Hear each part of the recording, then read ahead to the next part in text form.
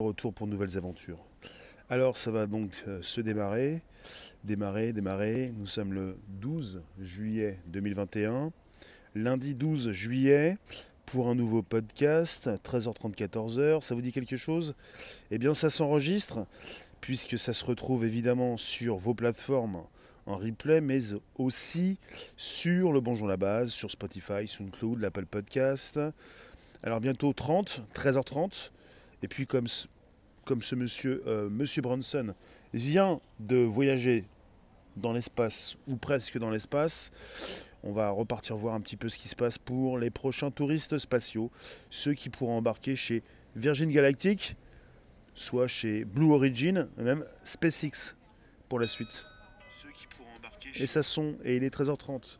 Et vous nous retrouvez justement pour le podcast. Ça va, Karl Max? Donc c'est un sujet d'actu, j'ai retrouvé quelque chose qui peut nous mettre sur la piste des étoiles. Alors, je viens vous consulter là où vous êtes, on garde la pêche, c'est le 12 juillet, bientôt le 14, bientôt le mois d'août, vous pouvez peut-être bientôt partir en vacances. Quitte, Patricia, ou même dans l'espace, peut-être. Alors je ne sais pas quel sera le prix d'entrée, le prix du billet, faut voir. Alors, bon anniv Fanto, je le dis sur des lives pour ceux qui sont présents et je vais récupérer mon sujet parce qu'il le faut, parce que vous le voulez bien. Alors comment Virgin Galactic, Blue Origin et SpaceX préparent les touristes spatiaux au voyage? On parle de tourisme, les débuts du tourisme spatial qui se rapprochent. Alors, un tourisme spatial qui a franchi une nouvelle étape. Monsieur Jeff Bezos, lui, va bientôt partir. Logiquement, son départ est prévu le 20 juillet. Monsieur Richard Branson, il a donc pris son Spaceship 2 de chez Virgin Galactic. Vous l'avez en image. Monsieur Richard Branson, lui, a décollé hier pour partir à plus de 80 km de distance de la Terre. Ce qui a fait dire récemment à monsieur Jeff Bezos qu'il n'avait pas franchi l'espace. Il y a une limite à franchir, logiquement c'est 100 km. Alors, des entreprises comme donc Virgin Galactic de Richard Branson, Blue Origin de Jeff Bezos, sans parler d'Elon Musk, avec SpaceX, donc des entreprises privées qui se préparent à envoyer des touristes aux confins de l'espace, je sais pas, mais des touristes déjà dans l'espace. Puisque pour le moment, se pose la question à savoir si M. Richard Branson, hier, est bien parti dans l'espace. Alors, pour les citoyens ordinaires, l'apesanteur et les longs vols pourraient faire des ravages sur leur corps. Aller dans l'espace est une expérience naturellement difficile, surtout pour le corps humain. C'est pourquoi les entreprises qui espèrent vendre des voyages s'inspirent de la NASA et mettent en place un programme d'entraînement rigoureux pour les voyageurs potentiels afin d'atténuer l'atrophie musculaire et la perte osseuse qui, selon les études, peuvent survenir lors de voyages hors de l'atmosphère. Alors on est parti avec Virgin Galactic. Donc Virgin Galactic, monsieur Richard Branson. Blue Origin, Jeff Bezos, monsieur Amazon. Donc ces deux entreprises ont l'intention d'emmener des touristes donc, dans l'espace. Un vol à bord du vaisseau spatial de Virgin Galactic vous fera faire un tour de 6 minutes dans l'espace. Et un vol à bord de celui de Blue Origin vous fera faire un tour de 11 minutes. Ce qui est donc loin d'être suffisant pour que vous ayez une atrophie musculaire ou pour que d'autres effets s'installent. Ces deux entreprises demandent néanmoins à leurs clients de suivre une session de formation avant donc le voyage. Un porte-parole de Blue Origin a précisé il y a quelques jours de formation avant le vol. Une partie de la formation comprend l'apprentissage des procédures pour entrer et sortir de la capsule, une simulation de mission et l'apprentissage des techniques de déplacement en 0G. Le National Aerospace Training and Research Center a déjà formé près de 400 futurs passagers de Virgin Galactic pour leur voyage. Précisé par M. Glenn King à l'AFP, le directeur de la formation aux vols spatiaux. Cette formation dure 2 jours et comprend une matinée d'enseignement théorique et l'utilisation d'une centrifugeuse pour simuler les forces gravitationnelles. Sirisha Bandla, vice-présidente des affaires gouvernementales de Virgin Galactic a déclaré dans une interview à Insider que les clients arriveront quelques jours avant leur vol pour la formation. Il s'agit à la fois de parler du système de sécurité, de la façon de s'attacher et de se lever de son siège, et de se préparer mentalement au voyage, ce qui va se passer de sorte que lorsqu'ils sont dans le temps de microgravité, ils prennent ce moment pour regarder par les fenêtres et profiter du vol spatial. Virgin prévoit d'envoyer Kelly Gherardi, une chercheuse de l'Institut international des sciences astronautiques, sur un vol de recherche dédié. La date reste à déterminer. Elle mènera des expériences et testera des technologies de santé, comme des seringues en apesanteur et des instruments de biosurveillance. Elle précise « Je pense que c'est un paysage en constante évolution et un paysage d'opportunités, en particulier pour les chercheurs et les civils. Je regarde ma fille de 3 ans, qui a été très excitée aujourd'hui, et elle pense que les mamans vont dans l'espace comme si c'était juste normal. Et je me dis que ça va être génial pour elle quand elle aura la trentaine, comme moi, de grandir en sachant ça. » Alors, on précise que les voyages plus longs seront plus compliqués. Pour l'instant, il s'agit chez Virgin Galactic et chez Blue Origin de vous faire partir pour quelques minutes. Mais la société de SpaceX d'Elon Musk s'apprête à embarquer 4 civils à bord de son vaisseau spatial Dragon Crew, un peu plus tard dans l'année, pour un voyage dans l'espace. La mission Inspiration 4 sera le tout premier équipage de personnes qui ne sont pas des astronautes professionnels à être en orbite autour de la Terre pendant 3 jours. Une telle durée en apesanteur pourrait avoir des effets désastreux sur le corps, comme les astronautes l'ont appris et se sont entraînés au cours du dernier demi-siècle de vols spatiaux. Selon la NASA, les astronautes doivent faire 2 heures d'exercice par jour pour préparer leur corps au voyage vers l'espace, au temps passé dans l'espace et au voyage de retour sur Terre. Ils passent environ 10 heures sous l'eau pour chaque heure passée à marcher dans l'espace, précise la NASA. Afin de conserver leur force musculaire dans l'espace, les astronautes pratiquent des activités de renforcement du tronc avant, pendant et après leur mission. Ici sur Terre, ces activités peuvent inclure la natation, la course, la musculation ou des exercices au sol. La gravité artificielle pourrait être utile. Blue Origin a des plans visionnaires pour mettre jusqu'à 1 trillion de personnes dans l'espace dans des colonies, comme Jeff Bezos l'a souligné en 2019. Les colonies existeraient dans des cylindres tournants destinés à reproduire la gravité, à orbiter autour de la Terre et à maintenir la vie humaine.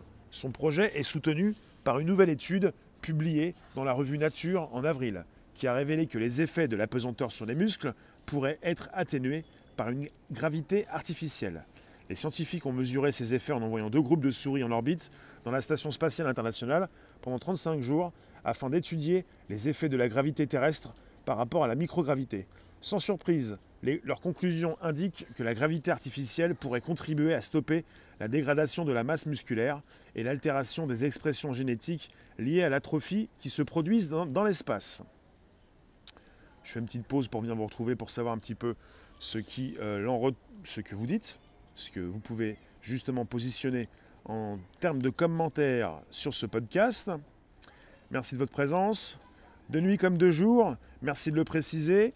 Bonjour Myriam, hola Cantus, clin d'œil, Telegram, Réservoir Live.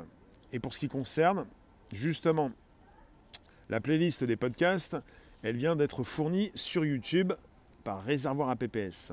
Alors, bonjour vous, pour ce qui concerne Facebook également, vos commentaires sont importants.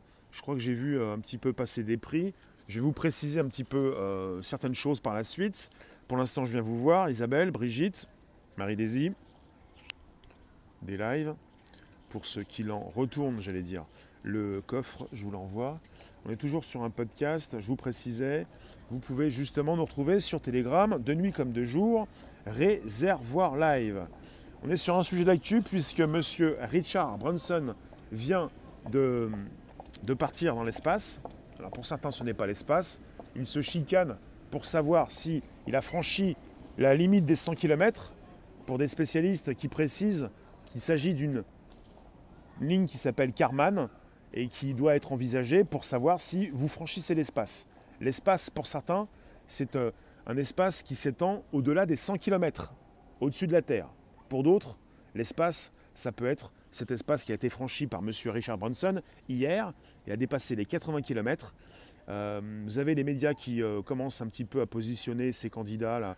Vous avez Richard Branson, vous avez bientôt Jeff Bezos qui va partir courant juillet. Les médias veulent en faire des concurrents pour préciser que Richard Branson n'a pas fait des choses bien.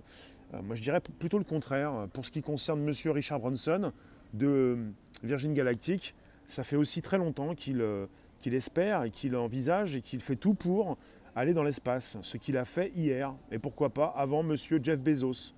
Mais je ne pense pas que pour ces personnes, le but soit justement de faire partie des premiers.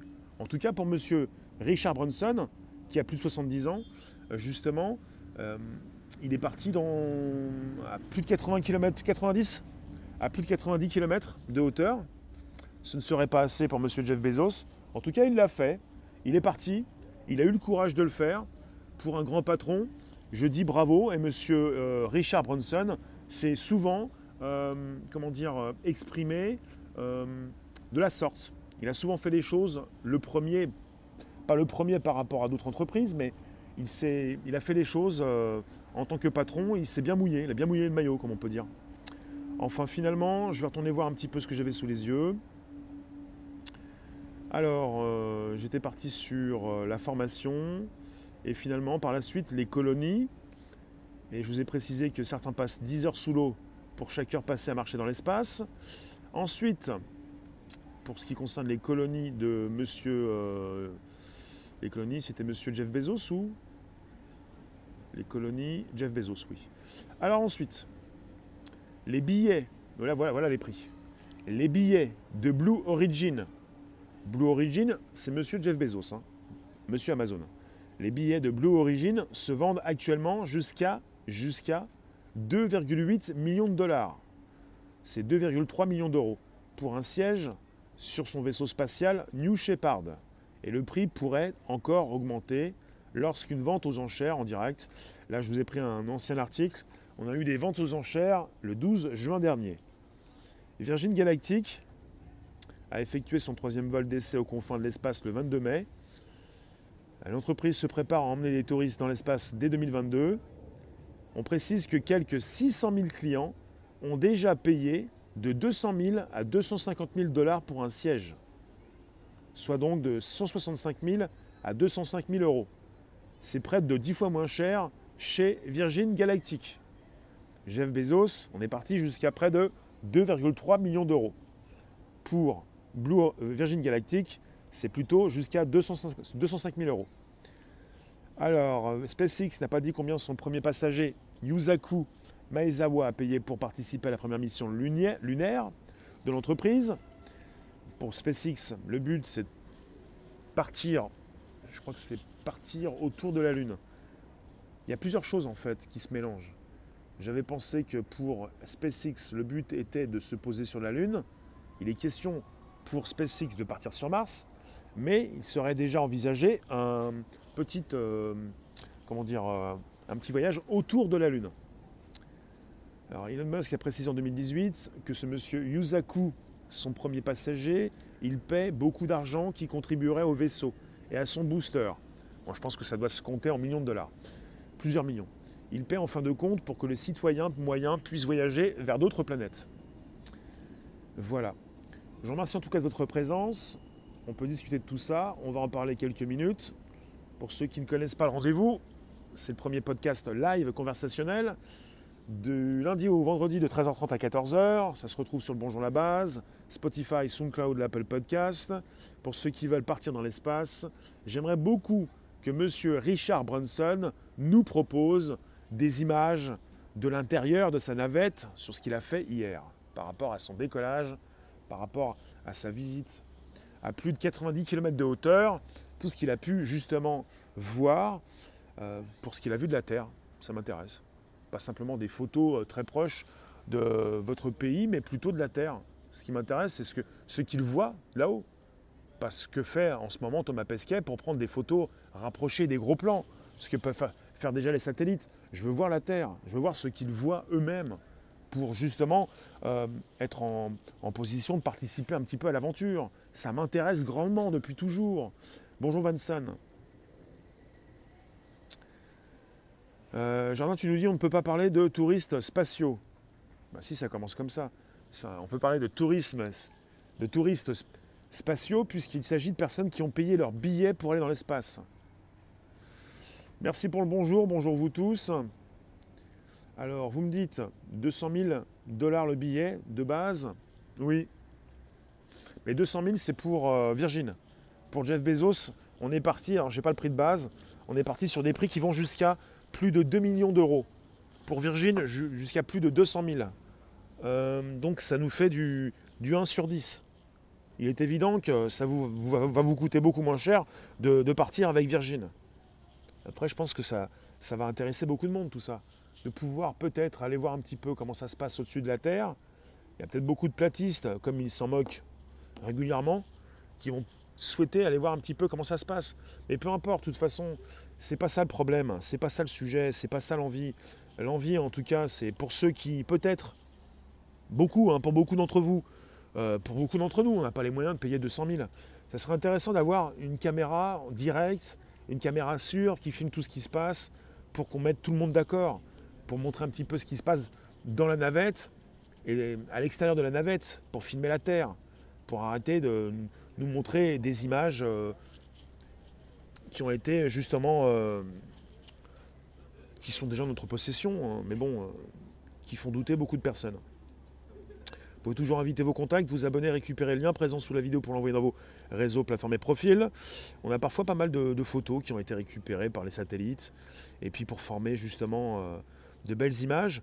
Mais j'aimerais bien avoir de plus en plus justement cet enregistrement et puis pourquoi pas un direct. Après à la vitesse à laquelle ces navettes fonctionnent, ça me paraîtrait compliqué peut-être d'avoir un direct, mais bon, pourquoi pas un enregistrement déjà.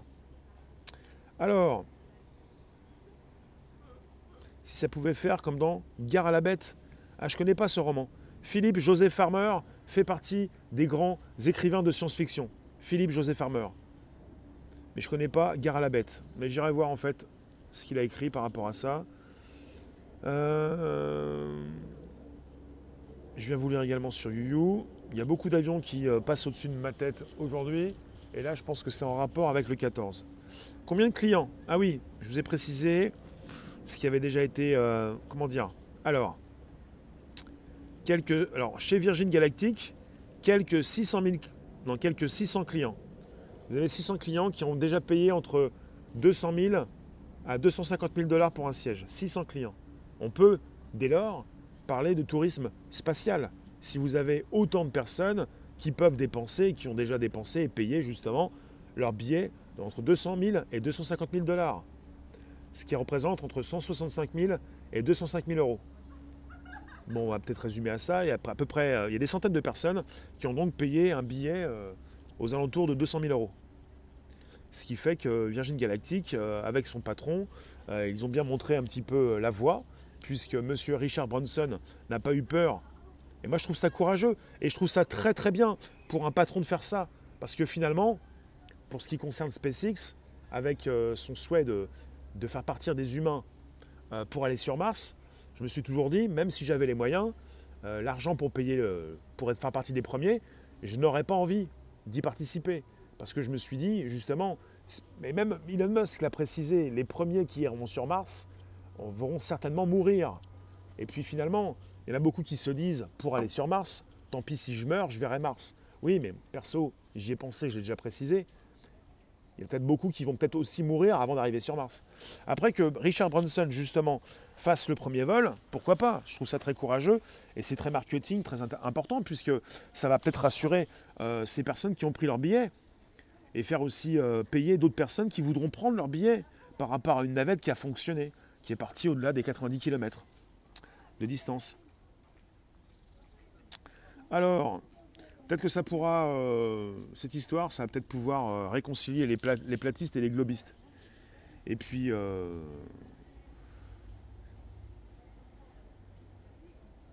vous avez Virgin qui avait déjà eu des problèmes. Il n'y a pas eu de com dessus. Mais justement, M. Richard Branson a fait ce qu'il fallait faire pour faire parler de son entreprise. Et c'est pas plus mal. M. Richard Branson régulièrement fonctionne de la même façon pour mettre en avant justement ce qu'il propose. Si des centaines de riches peuvent se permettre de polluer, nous on est des millions, d'accord. Il ne s'agit pas d'aller taper sur les riches, il s'agit de voir un petit peu ce qui se passe au-dessus de nos têtes. Apparemment, à vérifier, une personne serait déjà décédée chez Virgin Galactic par rapport à des problèmes qu'ils ont déjà eus, avec une communication qui n'était pas forcément optimale, à vérifier. Mais ce qui est important, c'est justement ce qui a été réalisé hier et ce que va réaliser Jeff Bezos prochainement. Si vous n'êtes pas au courant, il y a donc sur Internet une pétition qui tourne pour que M. Jeff Bezos reste dans l'espace. Il va décoller apparemment le 20 juillet. Si les dates sont toujours les mêmes, il va décoller d'ici la semaine prochaine. Et il y a une pétition sur Internet qui précise est-ce qu'on pourrait garder Jeff Bezos dans l'espace. M. Jeff Bezos, c'est M. Amazon. Et il y a beaucoup qui boycottent Amazon et qui n'ont pas envie justement que M. Jeff Bezos revienne sur Terre. Mais je tiens à vous préciser que M. Jeff Bezos, il n'est plus patron d'Amazon, hein, ou il va quitter Amazon. Donc même s'il reste dans le ciel, c'est pas pour autant qu'Amazon va flancher, va arrêter de fonctionner. Donc pour M. Jeff Bezos, c'est fini pour ce qui concerne son entreprise Amazon. Il se préoccupe certainement beaucoup plus d'envoyer des humains dans l'espace. Parce que le prochain business, c'est l'envoi de touristes dans l'espace.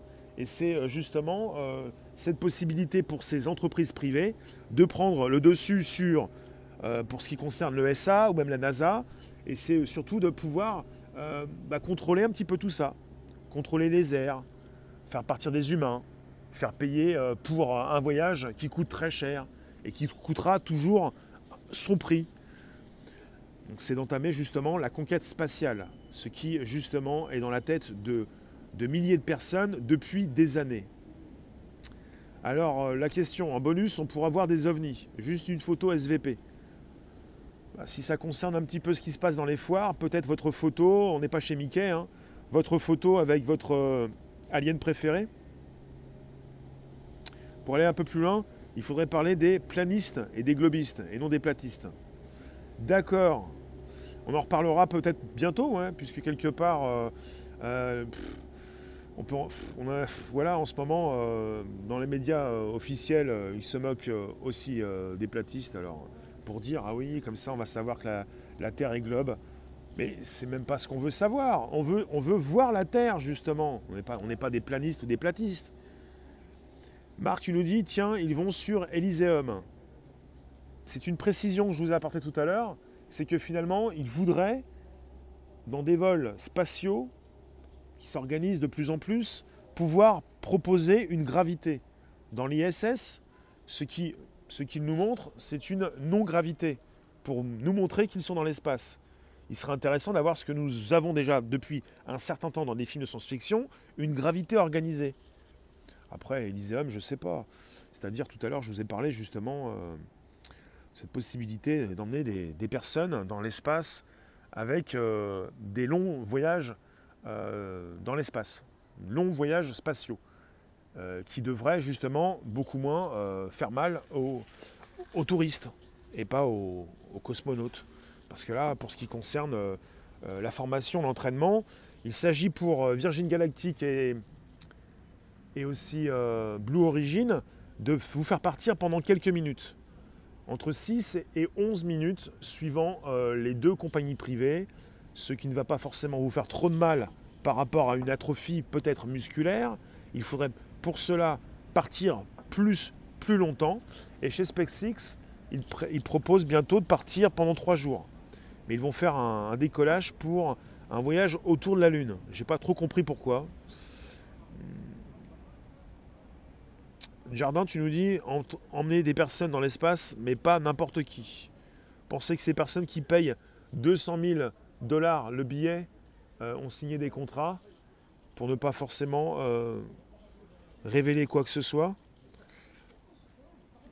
Alors toi, tu nous dis les ovnis sont simplement des armes, véhicules technologiques des armées trop avancées pour être dévoilées au grand public. D'accord. Ensuite, qu'est-ce que vous pouvez me dire par rapport à ce que vous avez peut-être consulté hier, le décollage de non, de Virgin Galactic? Est-ce que vous avez consulté le décollage de monsieur Richard Branson hier? Et qu'est-ce que ça vous fait dire? Dites-moi. Est-ce que vous trouvez intéressant justement le décollage de cette navette? Je pense à ceux qui ne vont pas taper sur les riches pour dire ah ils sont riches, ils peuvent décoller, pas nous. Il ne s'agit pas d'être jaloux, hein, s'il vous plaît, pour la réflexion, de savoir un petit peu ce que vous pensez justement de ces décollages de navettes. Alors si vous me dites également, il y a des gens qui sont pauvres, et eux ils sont riches, je ne vois pas l'intérêt de discuter. Mais ça concerne justement un décollage de navettes par rapport à une exploration spatiale, à un envoi. Alors évidemment, là, il s'agit de se faire de l'argent un petit peu avec les touristes, mais logiquement, je trouve ça vraiment logique, en fait. C'est logique. Logiquement, pour ces entreprises privées, le but est de faire de l'argent. Parce que s'ils ne peuvent pas en faire, ils ne pourront pas continuer justement de proposer cette exploration. D'envoyer de plus en plus de personnes dans l'espace, c'est bien, mais il faut le faire et il faut de l'argent, quoi. Donc là, il récupère de l'argent. Là, quelque part, il récupère de l'argent. Quand l'avion a lâché la navette, c'était impressionnant. Là, je l'ai vu aussi sur une image, ouais. Il a décollé. Ouais. Hier, donc, Richard Branson a décollé. Et tout s'est bien passé. Et il est rentré sur Terre par la suite. Il a montré que sa navette fonctionnait. Ce qui a sans doute rassuré pas mal de ses futurs clients qui ont déjà payé leur billet. Et ça, c'est toujours très intéressant, important plutôt pour une entreprise, de pouvoir rassurer ses futurs clients. Et dans ce sujet, j'ai bien aimé au fait, cette idée de préparer les futurs touristes spatiaux au voyage, avec une formation, une petite formation qui pourra être délivrée.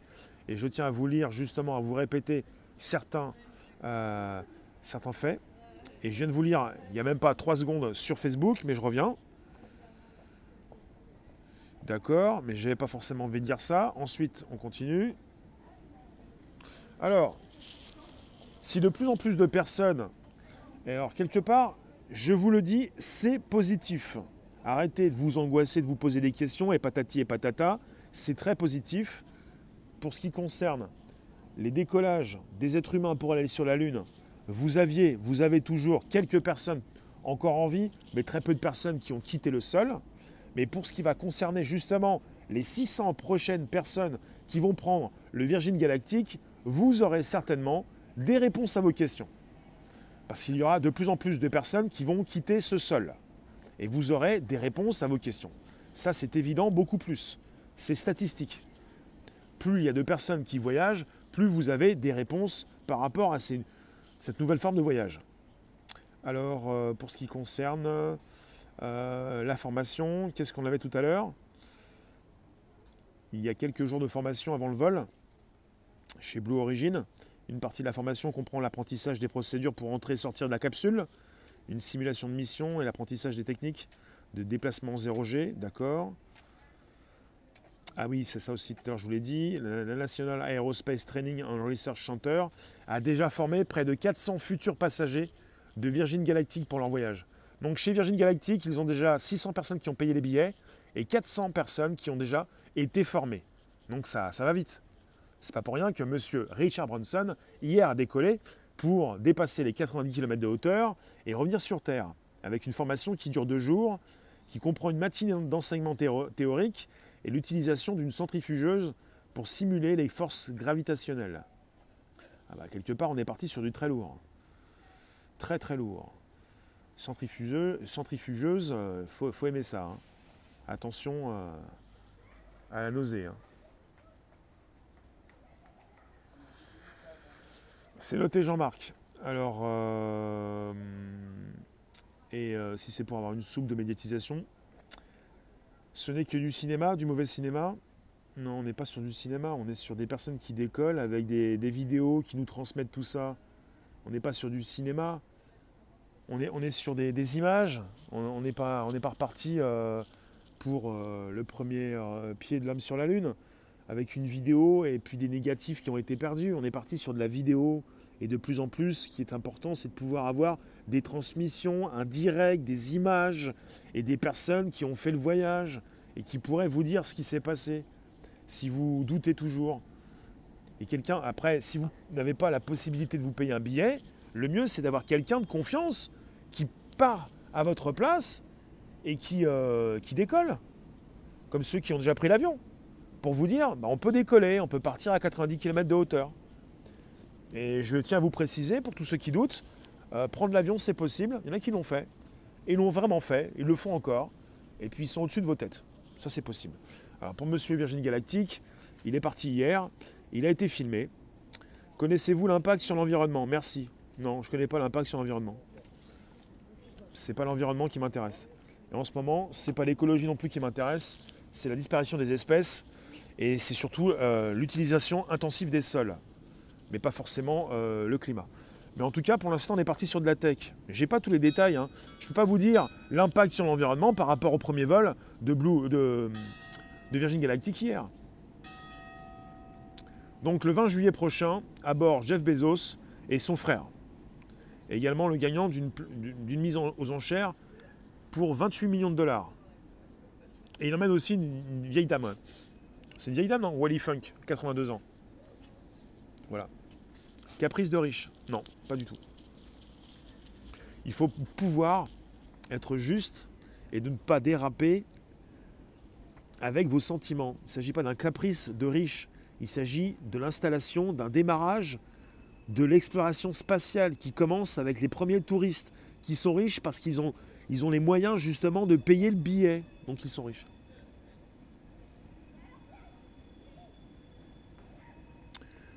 Olivier, tu nous dis, vous ne vous rendez pas compte, à 100 km d'altitude, on ne voit plus le bleu du ciel. C'est le noir complet. On ne voit pas les étoiles. Les yeux ne sont pas habitués. Ah oui. Et je vous remercie en tout cas. On se retrouve tout à l'heure pour de l'actu, 16h, avant de passer à 17h sur un des lives. D'abord, c'est 16h, YouTube, Facebook, Twitch, VK, Twitter. 17h, des lives, Odyssée, et 18h pour la suite. Merci vous tous. À tout à l'heure. Et donc, vous nous retrouvez quand vous le souhaitez, du lundi au vendredi, de 13h30 à 14h, pour un nouveau podcast. Et on va reparler de tout ça, parce que ce sujet est absolument donc primordial, pour savoir un petit peu ce qui se passe au-dessus de nos têtes. Merci vous tous. À très vite. On se retrouve donc tout à l'heure, 16h. Et n'oubliez pas de passer un petit coup de, pas un petit coup de bigot, mais un petit passage sur Telegram, Réservoir Live.